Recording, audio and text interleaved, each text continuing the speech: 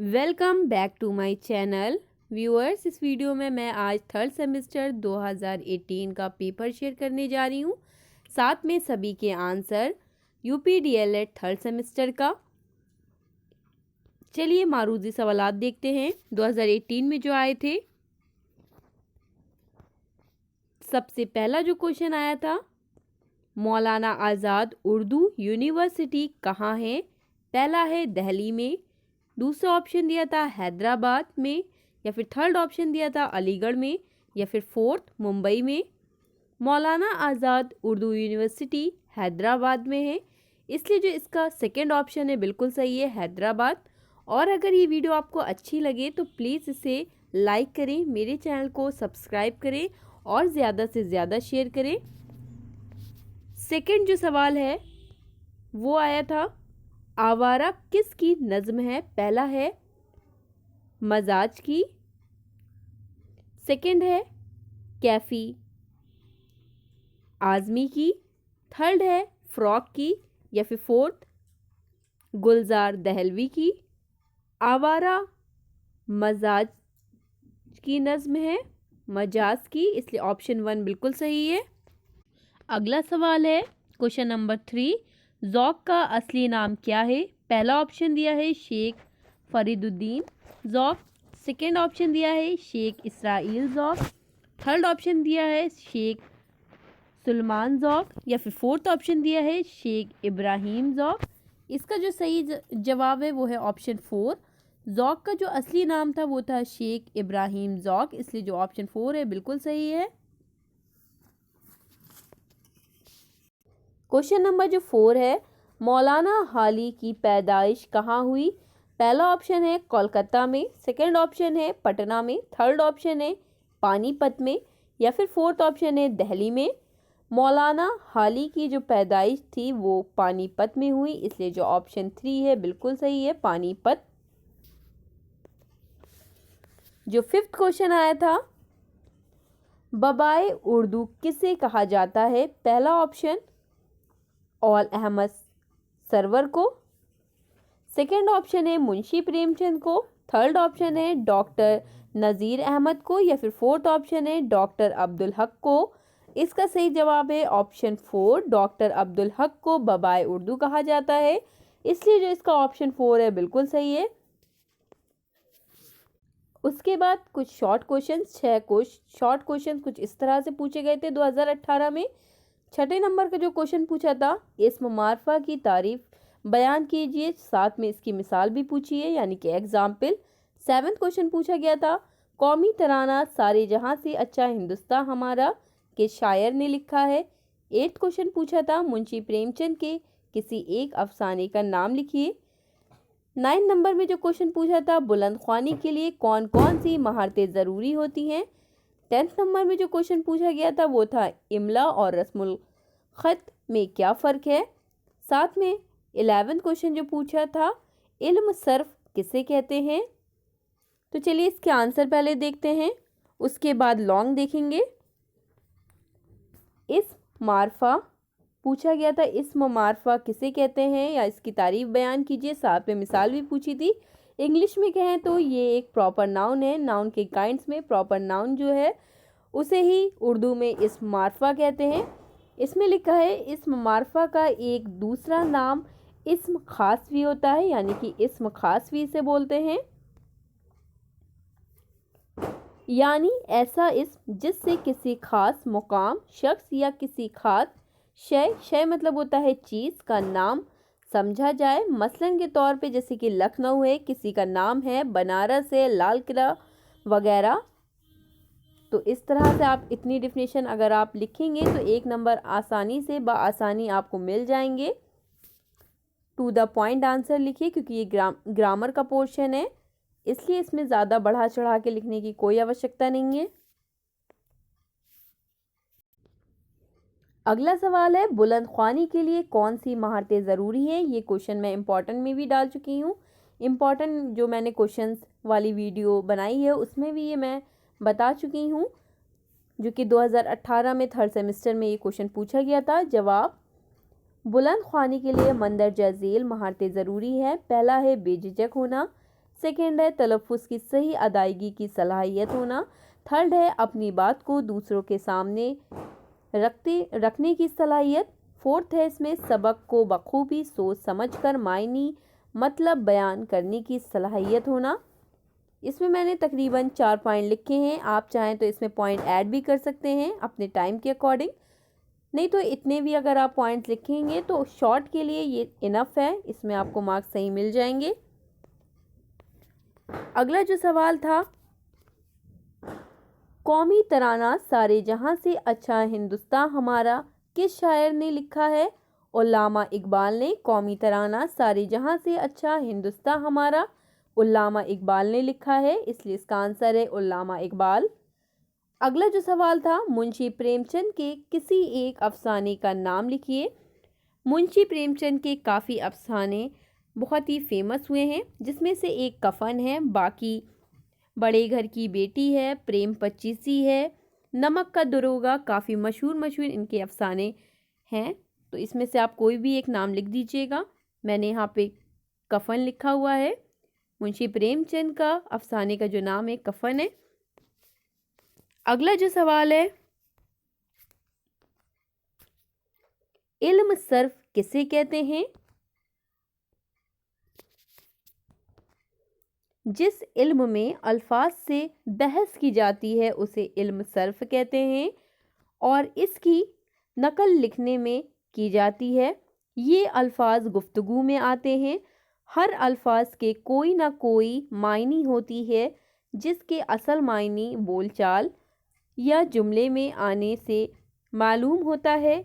बाज़ अल्फाज बेमायनी होते हैं या उनका ताल्लुक़ कवायद से नहीं होता है। कवायद में सर्फ बामायनी अल्फाज से बहस की जाती है।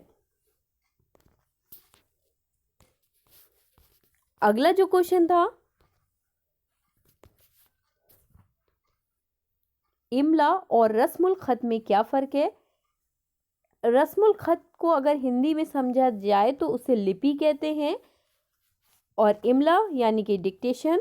जवाब है, किसी लफ्ज़ को ठीक तरह से लिखा जाए, यानी अल्फाज में जो हरूफ यानी कि अल्फ़ाबेट्स आए हैं और जिस तरतीब यानी कि सीरियल से आने चाहिए, उन हरूफों के बाद जोड़े पैबंद भी सही है तो उसे इमला कहा जाता है।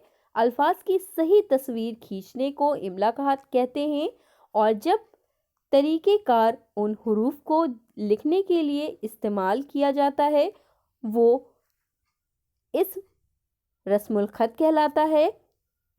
हाफ़ज़ा के मदद से अल्फाज सही लिखने को इमला कहते हैं। जुमलों की तरतीब, अल्फाज, साख्त, आवाज़ का उतार चढ़ाव, ज़ेर ज़बर पेश को समझने के लिए इमला नहायत ही कारआमद और मुफीद है। उर्दू रस्मुल ख़त में मंदरजा झेल हरूफ की शक्ल सिर्फ मुख्तसर होती है, जैसे कि यहाँ पे है जा, चा, हा, खास, शीन, शीन, स्वाद।